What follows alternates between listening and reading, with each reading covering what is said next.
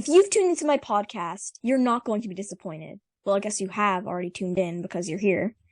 So, in fact, you're going to be very glad that you clicked the button and you're here because I'm talking with the author of all authors. He's zooming in with me and I'm seriously beyond thrilled. Right about now would be a great time for a drum roll. I'm so excited and privileged to have the chance to talk everything books with the incredibly talented, award-winning, and #1 New York Times best-selling middle-grade historical fiction and realistic fiction author, as well as graphic novel author, not to mention the recipient of the Sidney Taylor Book Award, the National Jewish Book Award, as well as the Malka Penn Award for Human Rights in Children's Literature, just to name a few awards. You know him, you love him, I love his books. I'm talking about the amazingly talented author, writing legend himself, Alan Gratz. Thank you so much for joining me today. Thank you, E-Trade. I appreciate it. Thank you for having me on the podcast, and thank you for that amazing introduction. I should take you with me everywhere I go. So Alan is truly an inspiration. So when he agreed to be interviewed on my podcast, I screamed and jumped around for like 20 minutes, and then I was like, okay, I gotta write the questions down. And then I was like, today, like at 9 a.m., it just all hit me. Like, whoa, I'm interviewing Alan Gratz. And now thanks. I'm super excited to ask my first question. Let's do it. So you really sparked my love of middle grade historical fiction, but I'm curious to know what inspired you to write historical fiction. Yeah, when I was a kid, I read some books that were historical fiction, and I enjoyed those, but I also read fantasy novels and contemporary stuff. It's not like I fixated on historical fiction when I was a kid. It was really as an adult when I was reading a lot of different stuff. I loved reading historical fiction for adults as well when I was an adult. But then when I was like trying to figure out what I wanted to write, my first couple of books that I wrote and sent out didn't get published. I wrote a book about kid superheroes that I made up in my own fantasy world, and nobody bought that book. I wrote a YA romantic comedy. Nobody bought that book. And I was in a bookstore, and I was going through the travel section because I also love to travel and I love to read about other places. And I picked up a book about traveling to Japan.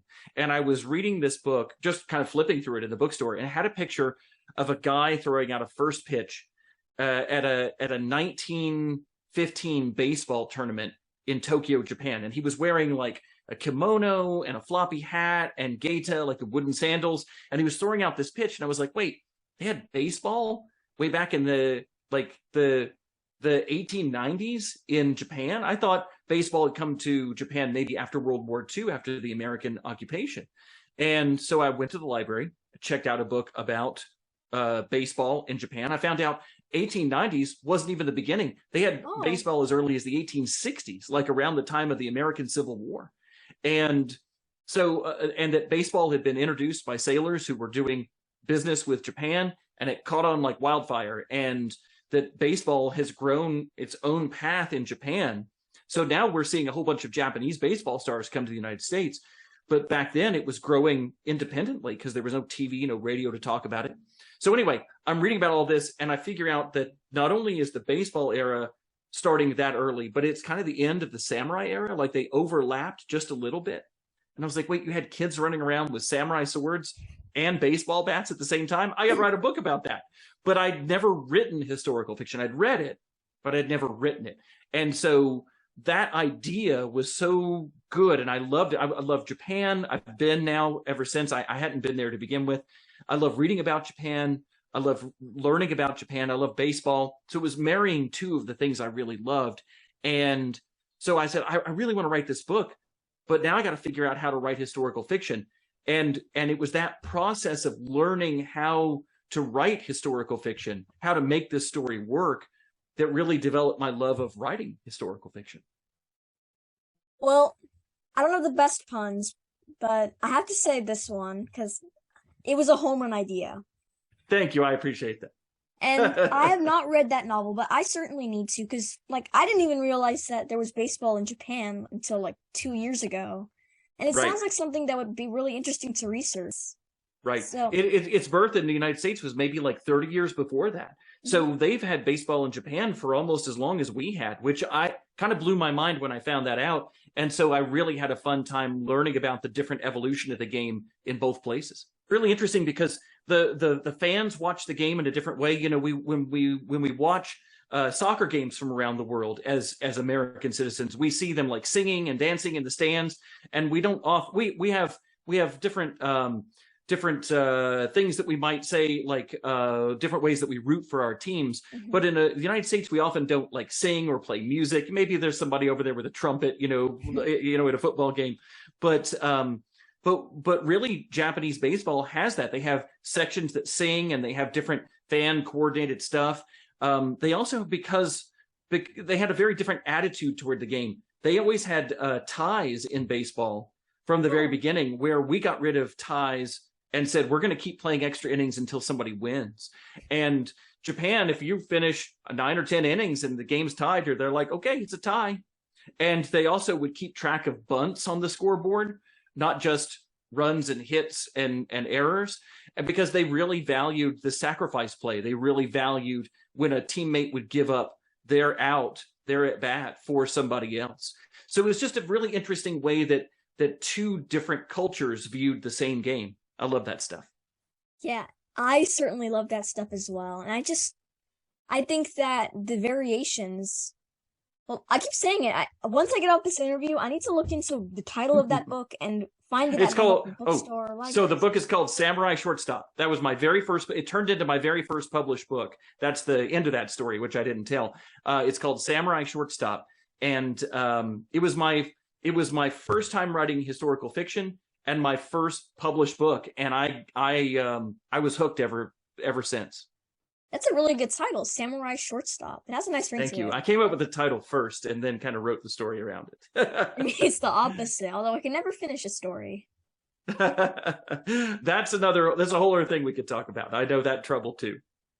Yeah, so I know when it comes to book genres, there's a lot more research involved when writing historical fiction than probably any other kind of fiction. So what are some interesting and reliable sources you use for research? Yeah, so when you're researching history, you're right, it's tough because there's so much to get right. So not only do you want to get the big parts of history right, the facts of the politics and the larger stuff, but you also want to get right how people talk and what they were wearing and what kind of food they eat. I remember I made one I don't know if it's big. I made one mistake in Samurai Shortstop and didn't even know I'd made it until some kids called me out on it. But at the end, they're eating ice cream because ice cream was like brand new, and they're tasting it and they're like, oh, this is amazing. And I had them eating it off of ice cream cones. And then I went on a school visit to like St. Louis or someplace, and they were like I got done with my presentation and like every kid's hand shot up, and I'm like, uh-oh, something's up. And I call on the first kid and they're like, you put in your book that they're eating off of an ice cream cone, but the ice cream cone wasn't invented until the St. Louis World's Fair in 19 whatever. And I was like, okay, now I get it. So like I had done the research to make sure that ice cream was around and brand new, but I'd forgotten and just sort of brainlessly had it on an ice cream cone instead of them eating out of a bowl. They would have been eating it out of a bowl to start instead of using an ice cream cone. And that was it's just one of those little tiny details that if you don't know it, if you don't know that to think about it, you don't think about it. And so there's so many things you can get wrong about history. So the trap is also that you can read so much about history that you never write your book, right? Like, because I didn't live through the 1940s or the 1890s or whatever time period I'm writing about, I will never, ever know what it was really like and be able to write that 100% accurately, right? Yeah. I can do as much research as possible, and that's what I try to do, but you never know what you're missing. So you asked, like, what are some sources to use? So I start when I kind of use what they call a snowflake method. I don't know if you've ever heard of this, but if you imagine a snowflake and how it has all these branching crystals that go out from the center. So you start out at the edge of the snowflake when you're researching, and you get books from the library that are like the history of the Meiji era in Japan, which is when baseball started to flourish in Japan. So I read about the Meiji period, right? And this big time period, which is way more information than I'm going to need, but it gives me the context. And then maybe I read about the beginnings of baseball. So I'm going a little bit closer into the center of the snowflake. And I get books about Japanese baseball and the origins. And then I realize I want to set my story at a Japanese school. So now I get a book that's about Japanese school life. And so I get a little closer in. And then I want to really write the story from a Japanese kid's point of view. So now I need to hear what a Japanese person was thinking and feeling at that time. And so I get closer in on the snowflake and I try to find some like firsthand accounts, what they call primary sources of somebody who lived through it and was there and wrote about their experience or was recorded in some way about having this experience. So that's how I approach researching for historical fiction. Start big and then get more finely tuned as much as possible until I get as close to the center of that snowflake as I can. So where do I go, though? The library. The library is my number one source of research for everything. I rarely get to travel to a place that I'm writing about, and I don't always get to talk to somebody in person who's been through what I am writing about. I almost entirely rely on books from the library. And I've got to say, when the St. Louis kids were talking about the ice cream cone, it's only St. Louis kids who would know that. Right, that's the thing, right? And so when you're writing historical fiction, like you might read that book and you get to the ice cream part, you're like, cool, they had ice cream, right? Yeah. It doesn't matter to you that they're eating it off an ice cream cone. But one little detail like that in a historical novel that somebody knows about can pull them out of the story, right? And so you're going to make mistakes as a historical fiction writer because you didn't live during that time. You weren't there, right? So something's not going to be right.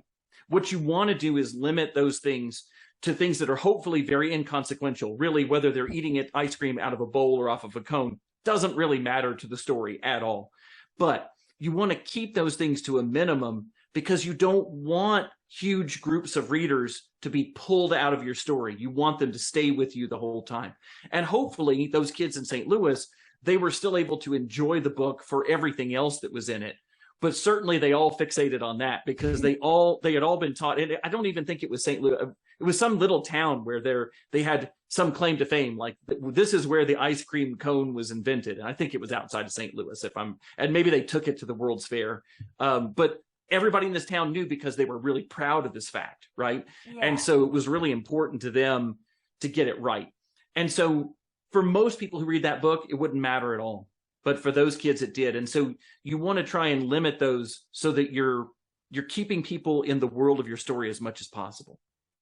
I've got to say, it's kind of off topic, but I would not know that the ice cream cone wasn't invented before the ice cream. Like, that's like saying the TV remote was invented before the TV.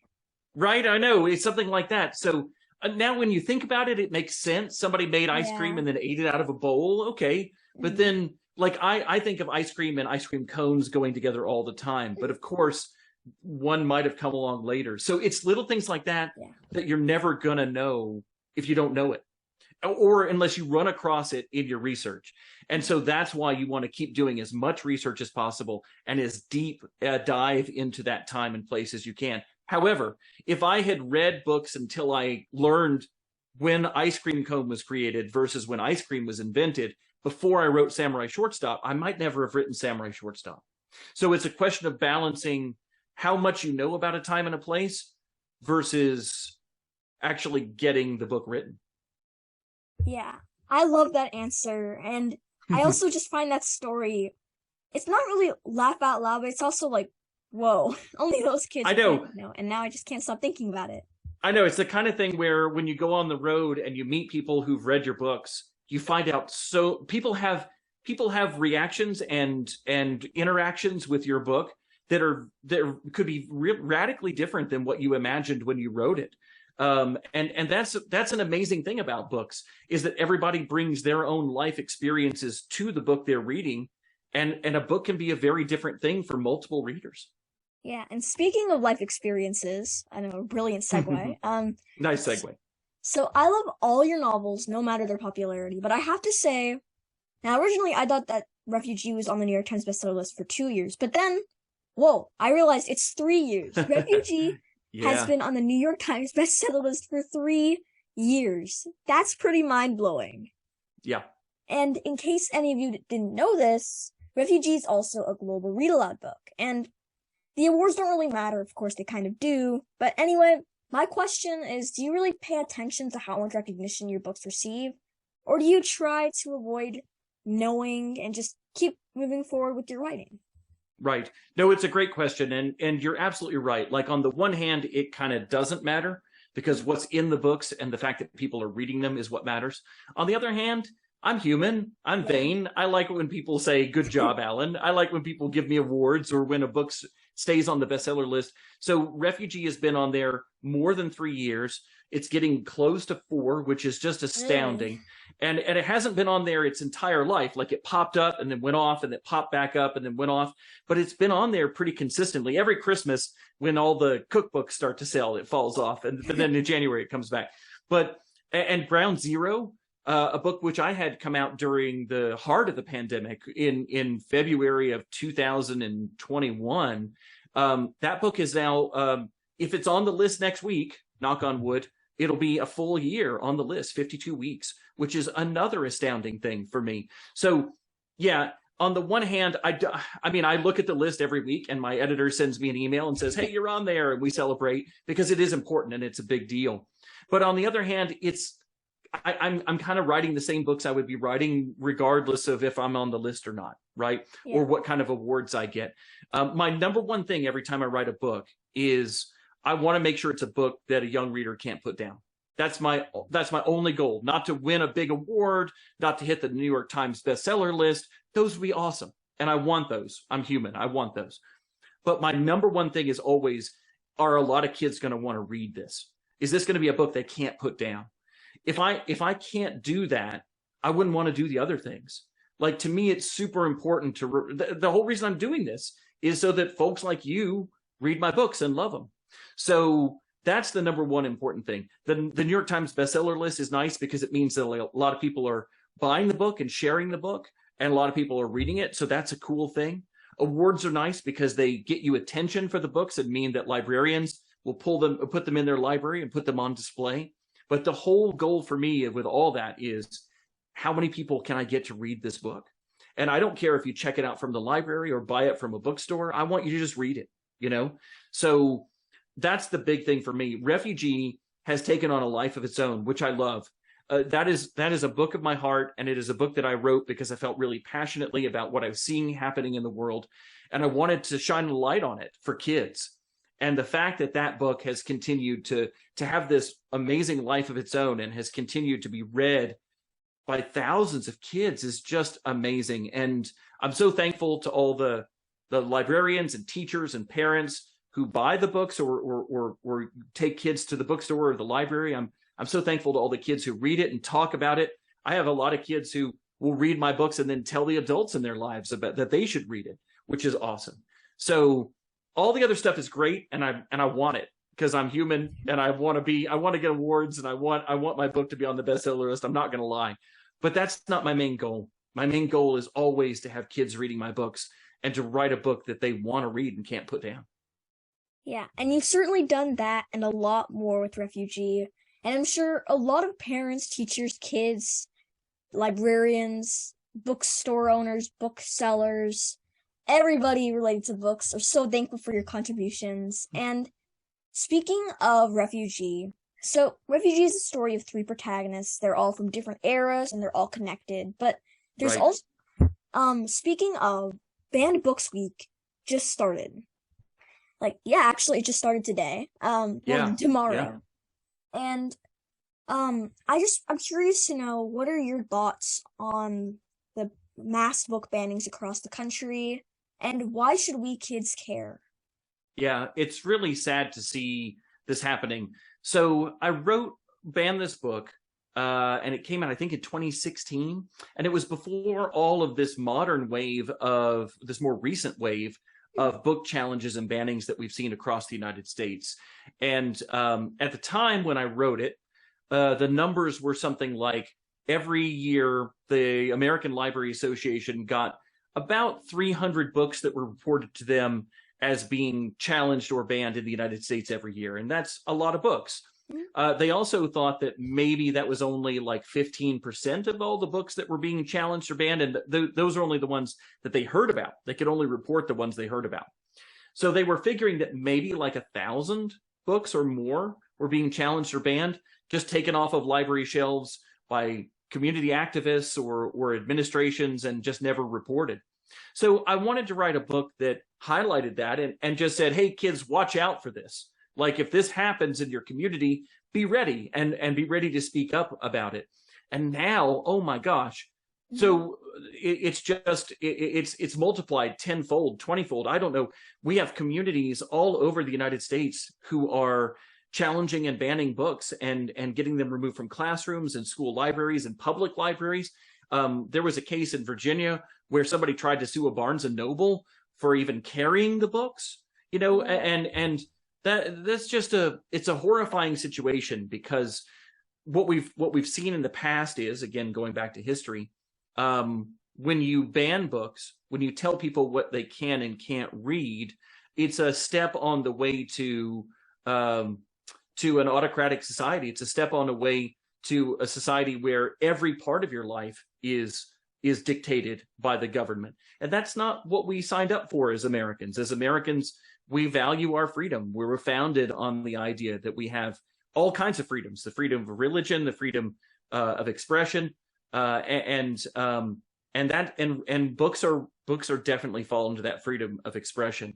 And so it's really dangerous. It's a slippery slope. As soon as you start banning one book, you can ban them all. And as soon as you ban all the books, then you can start telling people what movies they can watch and who they can marry and who they can't marry, and what they can think and what they can't think.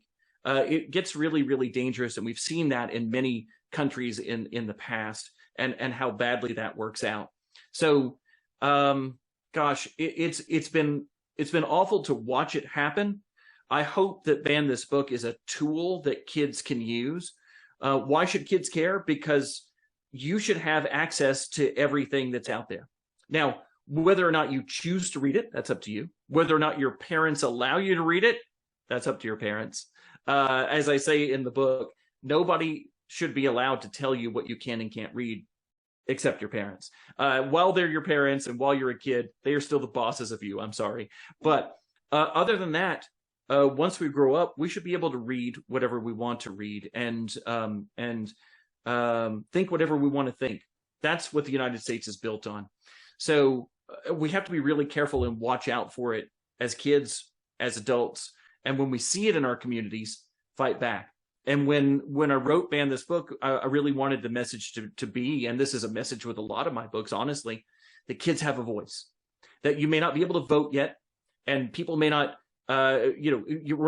kids aren't spending a ton of money, and so they're not voting with their dollars, as we often say here in the United States, in terms of what products you support and what you don't. You do that a little bit, but more than anything, what you can do is you can speak up. You can go to school board meetings.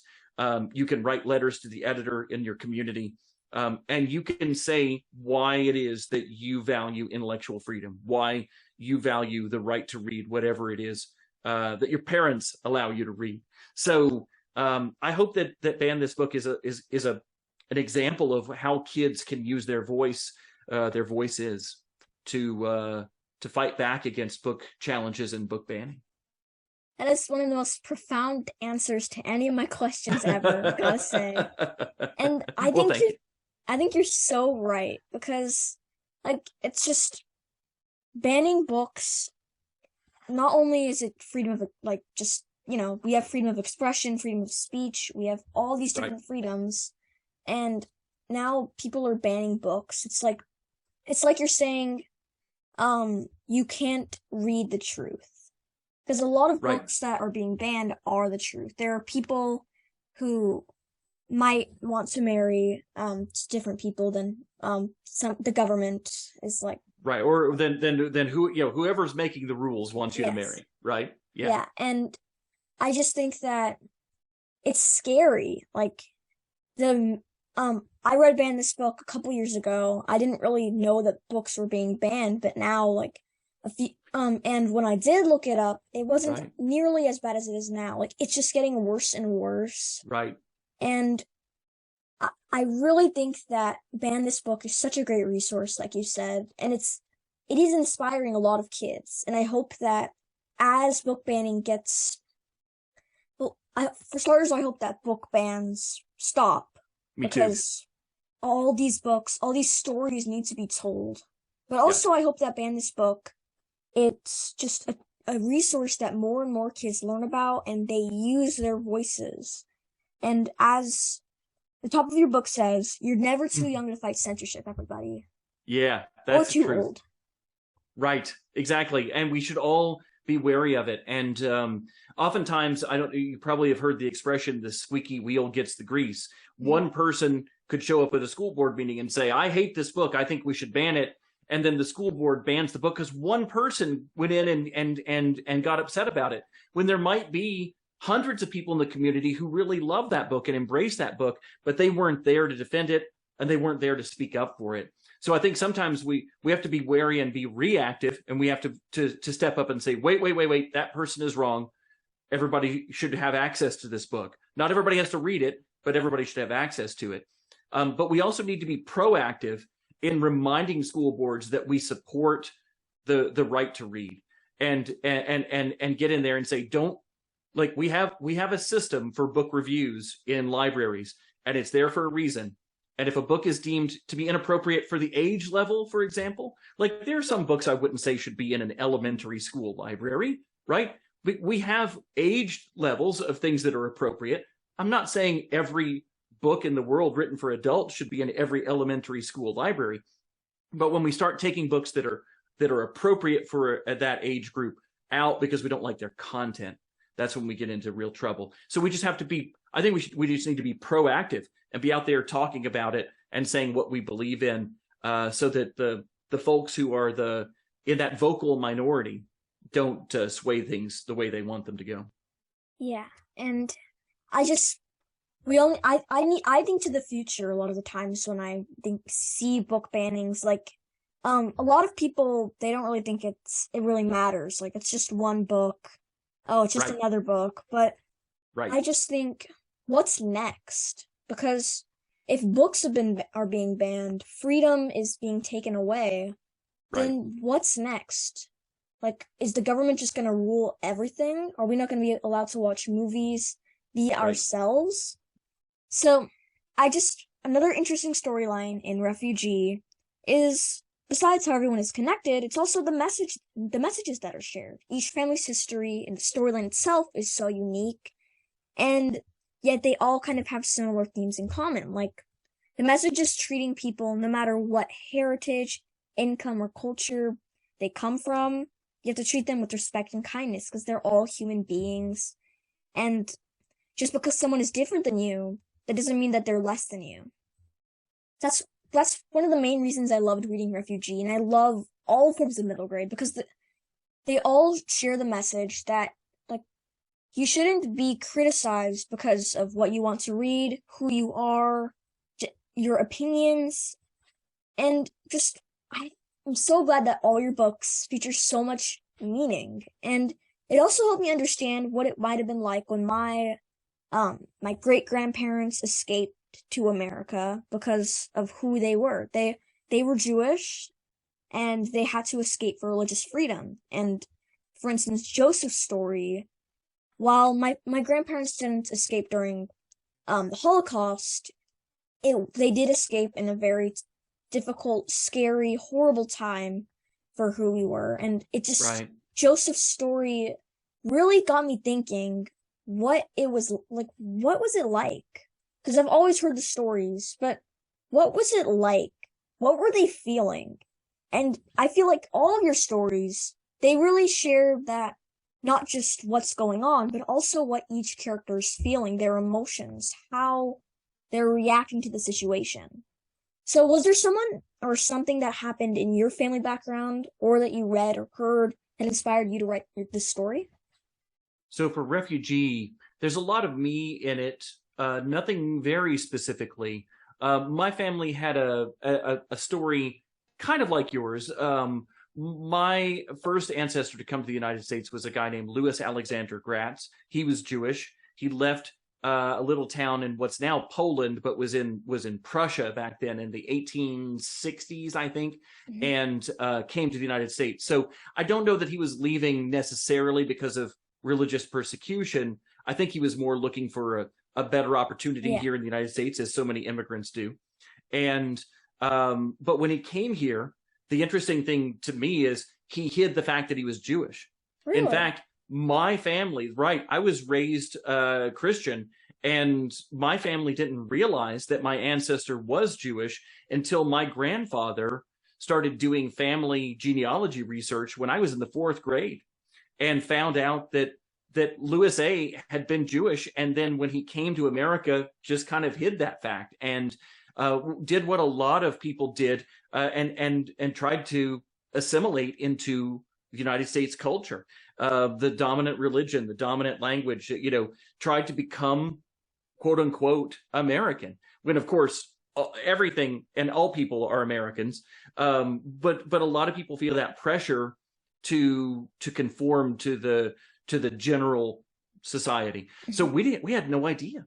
We had no idea that my family had a Jewish background, which was really exciting to discover, to learn something new about our family, and some cultural tradition that we didn't know that we shared or were connected to. So I didn't use him as an example in this. I was more writing about these specific times and places, but I always think about that. My family is not Native American. My family came to the United States from somewhere else, like a majority of Americans' families did, right? At some point, somebody in our family came to this country. Was it because they just were looking for a better opportunity? Was it because they were escaping a war, religious persecution, escaping a famine? There are multiple reasons that somebody can be a refugee seeking a new home. So for me, really, my inspiration was what I was seeing on the news. We were in the height of the Syrian refugee crisis at the time, and I wanted to write something about that. But I wanted to show that this wasn't a problem that was just happening in 2015, 2016. It's something that had been happening for a long time, and that we kept making the same mistakes. So the reason that there's multiple points of view and multiple times in Refugee is because I wanted to say, look what we did to Jewish refugees in the 30s. Look what we did to Cuban refugees in the 90s. Look what we're doing to Syrian refugees now. And who's going to be the next group in 20 or 30 years that we're also turning away? So while I have an immigrant story in my background, I don't have a refugee story in my background. Yeah. But I wanted to talk about the ways that people are driven from their homes and seek out new places to live. Yeah, and I don't know if you've read Linked by Gordon Corman, but it sounds a lot like your family history. A great book. Yeah, I love Gordon Corman too. I want to be him when I grow up. I think you're well on the way. I hope so. But he's amazing. He's a legend as well. Have you ever gotten to interview him? I'm interviewing him in November. So. Oh, sweet. Okay, very excited. Good. I'll look forward to seeing that. We kind of have to decide who we want to be. Yes. Right. Like, not just, you're right. We have to decide how we want to respond, but who are we?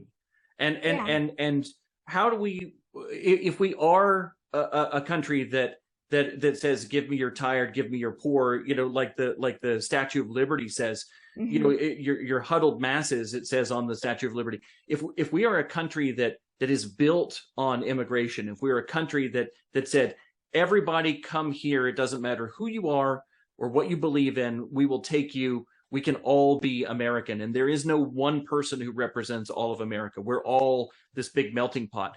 We were that, and we still are, but there are a lot of people who don't embrace that. And I think the question has to become like who we need to decide who we are and be sure of it. And then let that core knowledge of ourselves as a country, as a people, as individuals, guide each one of our decisions. And I think a lot of people are kind of lost right now, and feeling like they're not sure what their identity is or what the United States' identity is. And there's a big battle over that right now. And I hope that we come down on the side of a country that will embrace helping people, that will understand that we were built on on people coming together from many different places, and that what makes us a richer country, and I don't mean money, like I mean richer culturally, richer intellectually, richer in terms of lifestyle, is our great diversity, and that the more the merrier. That's the way I feel. There's some people who feel differently, but I really was trying to get at that, like, and I hope that's a question that readers are left with after Refugee. Who are we, and who do we want to be, and how can our actions reflect who we want to be? Can we get a round of applause for Alan Gratz's answers today? They are Thanks. incredible. Yeah, so running for office in November. No, I'm not really. Yeah, if you were, then I'd be voting for you. Well, thank you. Just reading my books is a great thing. I appreciate that. Yeah, and I've asked you a lot about Ban This Book, and you've talked a lot about it. Mm-hmm. So I just want to reiterate, it's one of my favorite novels ever. It really woke me up. Like, it's like an awakening in my mind. Like, whoa, books are being banned. I want to do something about it. And so it's a story of Amy Ann, a middle schooler who organizes a underground banned book library in her locker after learning her favorite stories are being banned. Not just in her school library, but all over. And after reading your book for the first time, as I said, I did some research online and was pretty shocked to find out censorship and book banning was still going on. I had only known about book banning, like book burnings, happening in World War II. And right. Whoa, it's happening in today's world. Books are still being banned, and it's worse than it's been in a very long time. So, I've asked you a lot about research, but how did you what did you have like a lot of research when it came to ban this book, or did you have an idea of like the entire book in your mind? So I started with the idea. Of a girl in elementary school who has a banned book locker library and checking out books to kids in secret, like on the sly. That was the core idea that I had. Then I had to decide, am I going to make up fake titles, or am I going to have real books that they're sharing? And I thought about doing fake titles because then the books don't ever get old, right?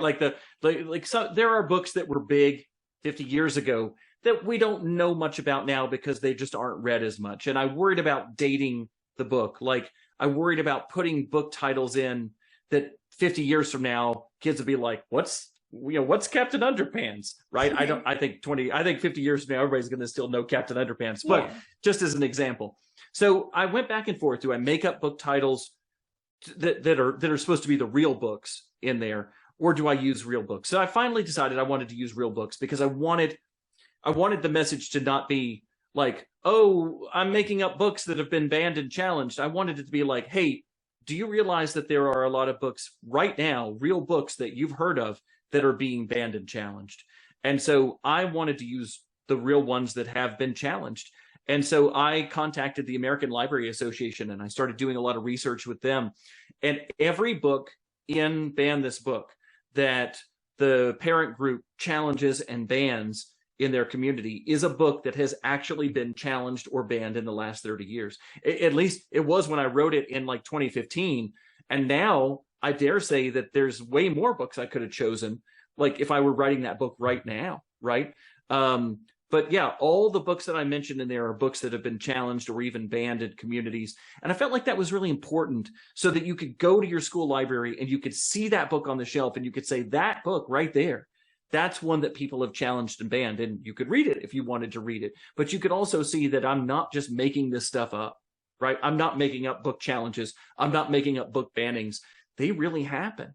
And so that reality, that verisimilitude was really important to me because I wanted you to understand, like you said, this awakening that you had, like, oh, boom, this is really happening right now. And I think if I had used like fake books, like made up stories, made up titles, then it would have felt like I was kind of making up the whole situation. But when you're like, wait, Captain Underpants, Harry Potter, the mixed up files of Mrs. Basily Frankweiler, like books that you can go into your library and find right now, like that makes it real. That turns it into even though it's fiction, it makes it feel real. So the research that I had to do, I had the concept, the idea for it, but the research that I had to do was, what books am I going to use that have really been challenged and banned? And so the American Library Association has amazing resources. They keep track of all the ones that are reported every year.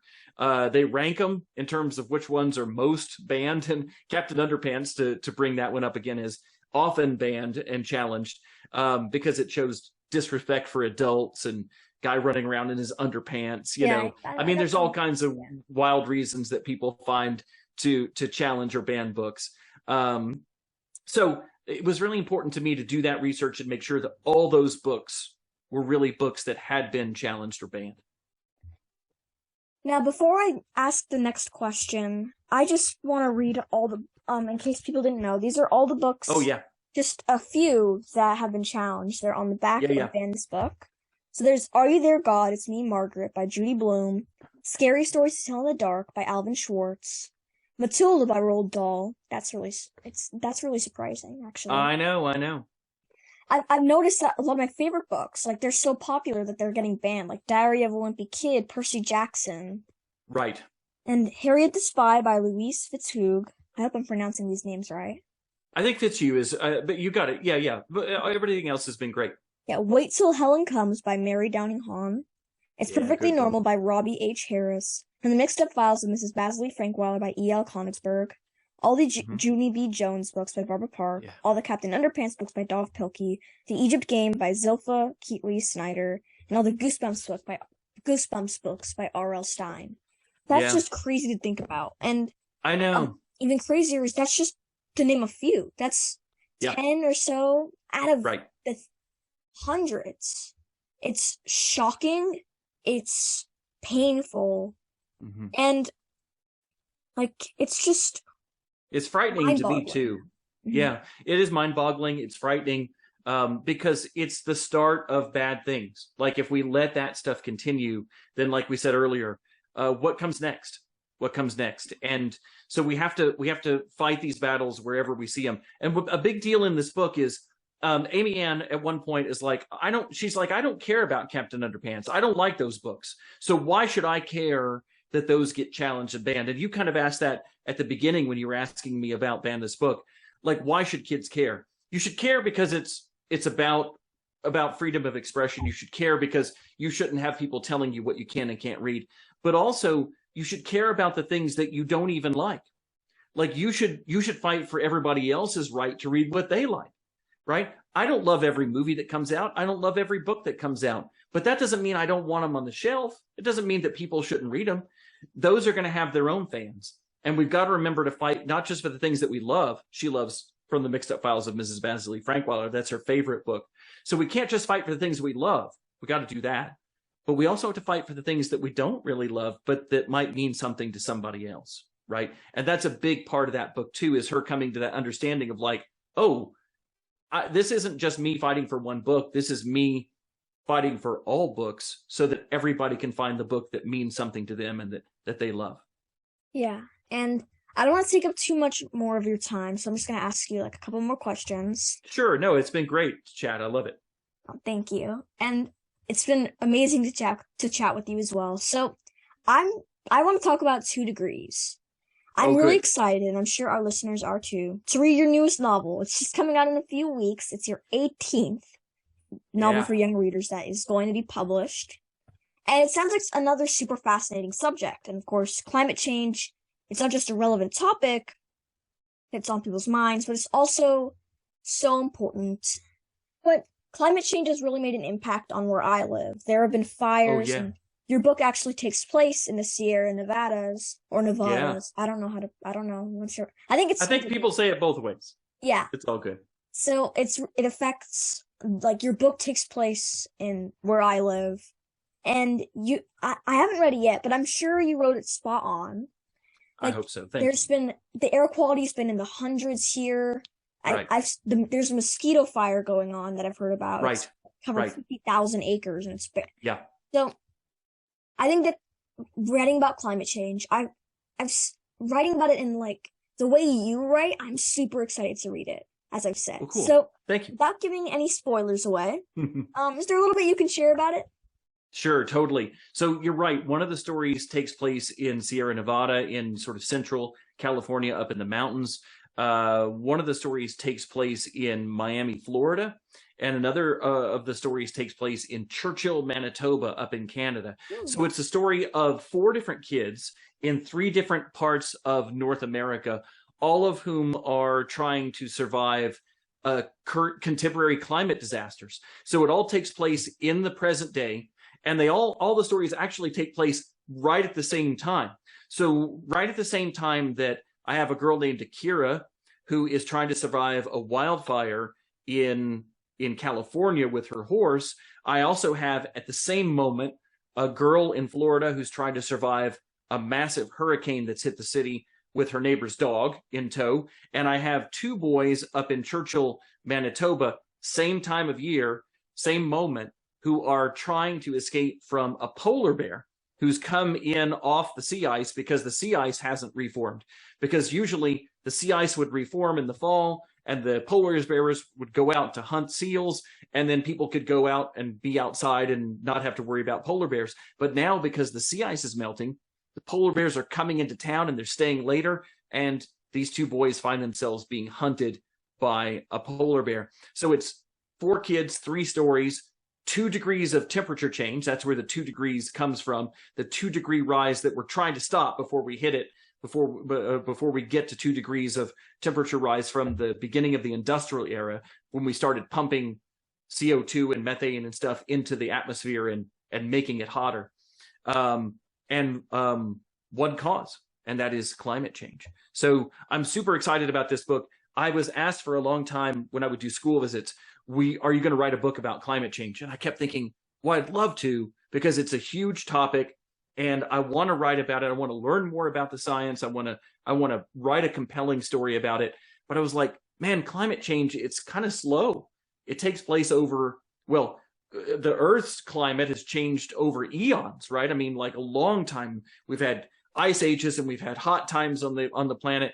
And even within like the span of human history, we've had a wide range of different climates and temperatures. And so I was like, and climate change as we know it, this heat that you were talking about, like the fact that you know what the heat index is, the smog index for your town. Like when I was a kid, we didn't think about that stuff because we didn't have those problems. And now you're monitoring it because it's a fact of your life. And like all that has come along just recently in terms of human evolution and the world. And so we look at the time from the 1800s, about the time when the Industrial Revolution started. Sometimes people put it at 1880, which is about the time we started keeping really good records about the weather, until now. And from that time, the temperature of the Earth on average has risen about a little over 1 degree Celsius, which is close to 2 degrees Fahrenheit. So just that amount of temperature rise, you're like, oh, 1 degree. Well, the temperature goes up 10 degrees from day to day where I live, right? It's not a big deal. But when we're talking about the average of the Earth, 1 degree temperature rise in like the Arctic means a whole lot of different stuff than it does to us in where we live, sort of right in the middle of the northern hemisphere. And it means a lot to people who live at the equator, where it's already very hot, the hottest part of the Earth. So subtle little temperature changes can mean a huge impact on our Earth. So I wanted to write a book where I thought about telling a story that took place like a little bit in the past and a little bit in the 70s and a little bit now. But then I thought, no, I want to tell 3 stories about things that are happening right here, right now, to highlight just how this is affecting so many people and all over, right? I just used North America, but it's happening the same way all over the world, really. And I could have picked dozens of places all over the world as my example. So, yeah, it's a big book for me. Reading about climate change and the way that we might be killing the planet during the pandemic, not fun. So maybe I should wait until we're not in a pandemic to write about really, really heavy stuff. Yeah. But I'm really proud of it, and we got to be talking about it. Even though we've got other things going on like the pandemic, we got to talk about climate change because we can't sleep on this.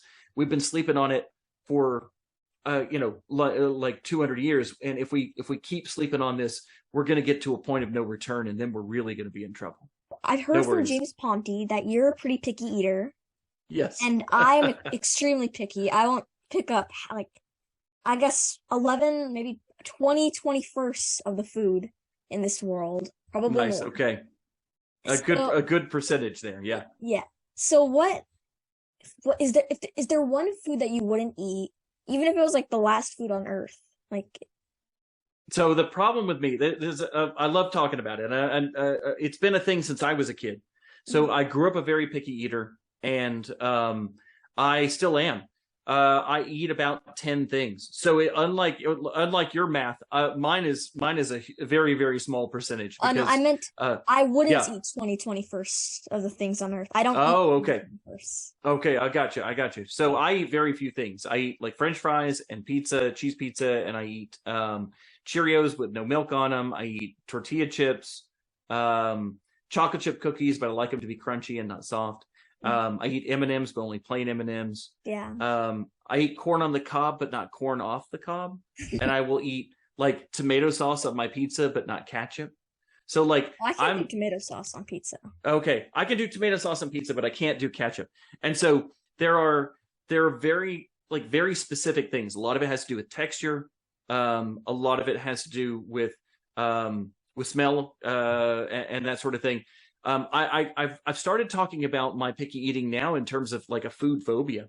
You asked like what is one thing that I could never eat? There's a whole bunch of things I could never eat. That's the weird thing. Yeah. I don't think I could ever eat a bug. I could. I mean, if I was Who trapped would? under rubble and the only thing I could eat was bugs that were crawling by, I think I might just starve. I mean, Yeah. I don't. Could you eat a bug? I don't think I could, especially a Yeah. live one. I've never tried No, one. for real, a live one's totally out. Yeah, like I've seen people eat bugs like all over the world, but it's just like Hmm.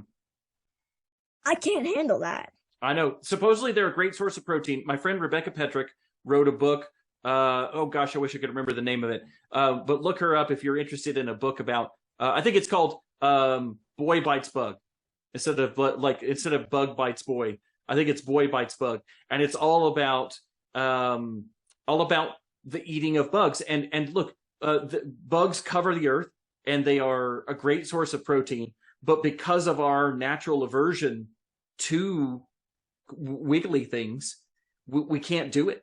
And there are people who make like bug protein bars. Oh, I just don't know. I can't. Oh, I can't do it. I know. I see you, and you're like, oh, I can't do it. But for me, there's a whole bunch of things where, like when I was a kid, my parents wanted me to eat really badly, and so they would first like say you can't get up from the table unless you eat something, and I would just fall asleep at the table. Or then they tried to bribe me and they would say, like, we'll buy you the Han Solo blaster. I really wanted the Han Solo blaster really bad from Star Wars. And I was like, they were like, we'll buy you the Han Solo blaster if you eat this, like these mashed potatoes. And I'm like, Ugh. I can't do it. I know I can't do mashed potatoes. So like I there have been times when people have said like, well, I went on a field trip in 7th grade. My school went on an environmental field trip I can see to where the this is. Barrier Islands of North Carolina. Yeah.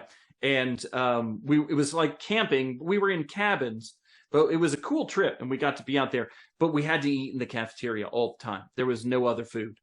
And I basically ate like saltine crackers for 3 days. And like 3 days into it, I was kind of like passing out because I had no food.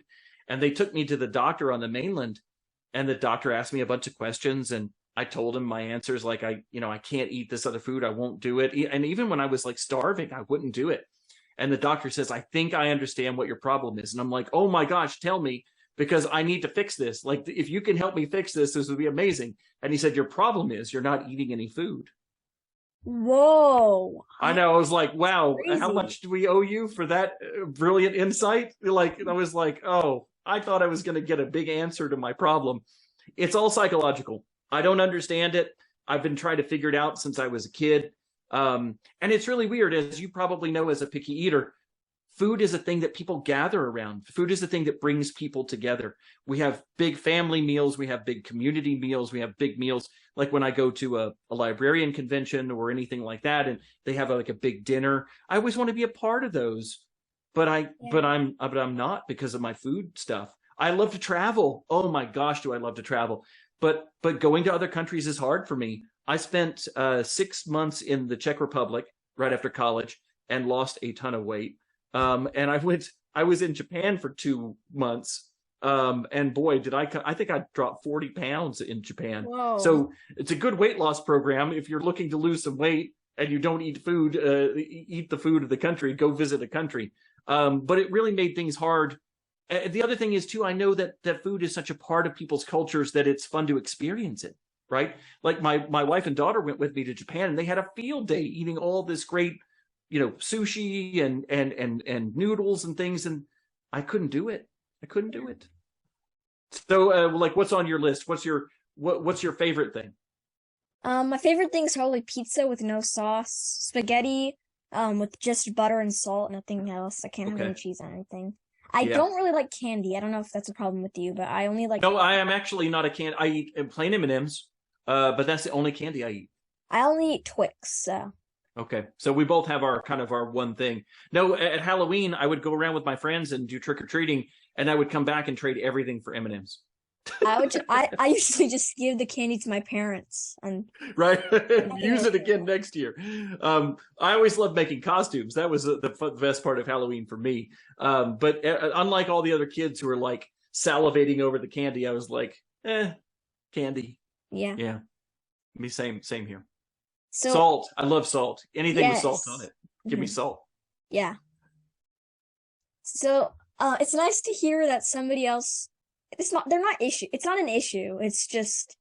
Listen, you too can grow up to be a best-selling author and be a picky eater. So just when your parents or other adults say, that you've got to eat, you could say, well, Alan Gratz turned out okay. Yeah.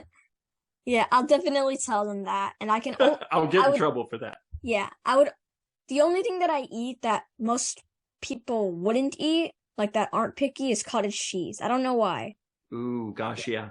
I You don't will know eat why. that? Yeah, I will eat that. I like it. Wow. It's Oh, weird, man. but I hate everything else. Yeah. That is weird. It's like me, the only kind of fruit or vegetable I really eat that's not in something else is corn on the cob. And it's super random, but boy, oh boy, is fresh summer corn so tasty. Well, I would lose a lot of pounds even if I just stayed in America, because do you like burgers? Because I do not. I don't like burgers either. I'm not a burger guy. You. Now I love French fries, but I know, and there's some really great burger places here in Asheville, but I just not a burger guy. Yeah, I'm starting to grow to French fries. I used to not like them, but after having some good French fries, not just McDonald's ones that get soggy in like 2 seconds. Right. No, you got to be crispy, covered, loaded with salt and spicy. No spicy. There's almost nothing better. You don't like the spices too much? No, I don't like spices, but I do like salt. A lot of salt. Yeah, salt is great. My favorite rock to eat, as I always told my daughter. The only rock I'll eat. The only rock I'll eat, but I don't. It's also my favorite. Yeah, it tastes delicious, and oh man, I know that a lot of people are probably watching or listening to this like, how do you not like burgers? But I know. Yeah. It's really difficult because you go through your life and some people are like, oh, that's really weird, and they move on. There's some people though, when I was a kid, and I don't know if you've run into this, I'd go over to a friend's house to spend the night, and their mom would be like, you don't like fried chicken because you haven't had my fried chicken. Yeah. And so they would make fried chicken, and I would sit there and not eat it, and I would feel really, really bad. Mm-hmm. And it was like nothing personal, but I wasn't going to eat anybody's fried chicken. I wasn't going to eat the best fried chicken in the world, right? Not just this person's. And so sometimes people get really bent out of shape, and it's always hard. I'm always like, it's all me. It's all me. It's all my food weirdness. But you never know how people are going to react to it, because food is such a basic thing for humans. Yeah, and before I ask you my final question, I have to say that there's this one time, like, it's actually been like 5 or 6. So I go to my friends' birthday parties, and they have cake, they have popsicles, and like they're usually fine, like, oh, you don't have to eat it. But then at school, there was so my friend brought popsicles for everybody, and one of my teachers forced me to eat it. They forced me to eat a popsicle. I hated it. I absolutely hated it, and I knew I couldn't throw a tantrum because I'm at school, but like it just tasted so bad. I hate when those sort of things happen. Like my aunt and my cousins do it, but like it's just family, they're joking around. But right. Other people do it, like that aren't in like my family. They're not good friends with me. It's just and you want people to respect your your personal choices. You know, there was a point where, you know, when I'm on a 7th grade trip and they're like, Alan, eat something or you're going to die. Like, that's different. But it was when it's like, we need you to eat this popsicle or we're not going to go on with class, you know, then it's like, well, you know, me eating this popsicle or not is not going to be the end of the world. So maybe my choice here can be respected, you know? Yeah. So hopefully that's something where that stinks that teacher did that. And hopefully as you grow up, people will respect your choices more than that. Yeah, I hope so. And now my final question that I ask every single author, every single person that I interview: if you could be or meet any literary character, fictional or real, it could also be someone from your own books, because that I don't really care if somebody does that. People say, "Oh, it's cheating," but no, it's not cheating. Because I would want to, if I read a book, I would want to spend all my time with one of my characters. So, who would it be and why? Man, so there's a series of books written for adults, and I don't think there's anything that's super wrong with them for kids, but it's just definitely they're written for adults. Patrick O'Brian wrote this series of novels about this sea captain named Jack Aubrey and his best friend, who's the ship surgeon, Stephen Maturin. And the first book is called Master and Commander. They made a movie based on it and a few of the other books about 10, 15, gosh, it's probably been 20 years, I don't know, a while back. I love these books. There's 20 of them, and I just read the 20th book this year. Like, I stretched them out as long as I possibly could. I found the series years ago, and I've read 1 or 2 a year ever since then, and I've tried to drag them out because I love the characters so much. If I could go on a sailing voyage with Jack and Stephen from those books, that would be pretty amazing. Like, I'd love to meet them and hang out with them. That's probably my number one. And listen, I grew up in the mountains. I didn't grow up on the ocean. I don't know starboard from larboard. I don't know. I don't eat fish. So I'd be in trouble on the sea if we ran out of food. Yeah. I'm not. I don't know if I'd be any good at sailing, but I'd love to meet them. Those are characters I would love to meet. How about you? Do you have one? You asked this question of everybody. Do you have like that one person you'd love to meet from fiction? That's a good question. I know, it's tough, isn't it? Yeah. No, I'm not tooting my own horn by saying that. Like, no one's really asked me before. I'm turning it back on you. So you don't have to say one of mine. I'm not fishing for that. Yeah, I know. That's a good pun because you're just talking about oceans. That's right. I would probably want to meet Ben Ripley from the Spy School books. Not because I'm going to be interviewing Stuart and that, because I just, like, for starters, he's a regular kid like me who's really smart, and then he became a spy overnight. Like, and I love that there's more and more books in the series. Like, there are 12 or so. I think the 12th just came out. I have it right here in my bookshelf. Yeah, there Project you go. X. I'm waiting as long as I can to read it because. So you're just like me, yeah. Yeah. You find a series that you love and you want it to last forever. Yeah, although I didn't have the patience to wait for Percy Jackson. I read all 5 series in like, I don't know, maybe like a month. Just burn through them. Yeah. Yeah. There's a lot of fun in that too.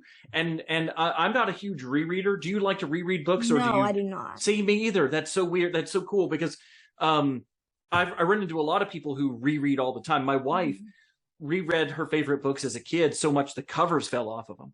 But me, I'm like, once I read a book, I'm like, cool. Now I want to find a new book. I want to read about new characters in a new world. And it's very few series that I've actually read all the books in.